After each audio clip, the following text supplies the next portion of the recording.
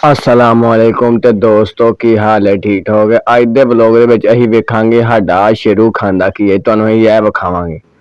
लओ वा शेरू तैयार हो जा, हुण तैनूं असीं पाण लगे हां अज दा अनमोल चारा। ठीक है, इस वास्ते टेंशन ना लै, असीं पाण लगे तैनूं। एक मिनट खड़ जा।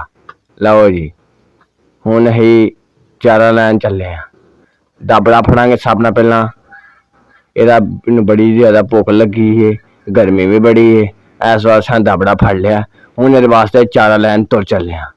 ए शेरू टेंशन ना लै, तेरे लिए हुणे मैं लैके आउणा चारा। तू इंज परेशान पिया होना मेरा पुत्रा। चलो जी चलिए, लाओ भाई आ गया चारा। और बड़ा खुश हो गया, वेख्या जी आ गया जी आ गया जी आ गया जी आ गया जी आ गया जी, मजे मौजा।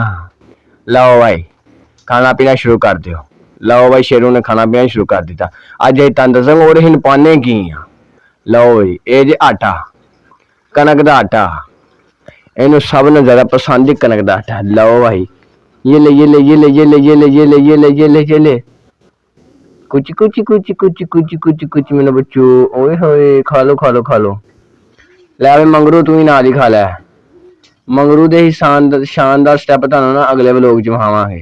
ठीक है, ਤਾਂ ਤੁਸੀਂ ਸਾਡੇ ਚੈਨਲ ਨੂੰ ਸਬਸਕ੍ਰਾਈਬ ਕਰੋ ਤੇ ਸਾਡੇ ਨਾਲ ਜੁੜੇ ਰਹੋ, ਤਾਂ ਕਿ ਅਸੀਂ ਤੁਹਾਨੂੰ ਚੰਗੇ ਚੰਗੇ ਵਲੌਗ ਬਣਾ ਸਕੀਏ, ਤਾਂ ਕਿ ਸਾਡੀ ਵੀ ਹੌਸਲਾ ਅਫਜ਼ਾਈ ਹੋਏ, ਅਸੀਂ ਵੀ ਹੋਰ ਵੀਡੀਓ ਅਪਲੋਡ ਕਰੀਏ। ਪਲੀਜ਼ ਸਾਨੂੰ ਲਾਈਕ ਸਬਸਕ੍ਰਾਈਬ ਕਰ ਦਿਓ, ਹੋਰ ਵੀ ਲੋਕਾਂ ਨੂੰ ਤੁਸੀਂ ਕਰ ਦਿਓ ਯਾਰ, ਸਾਨੂੰ ਵੀ ਕਰ ਛੱਡੋ।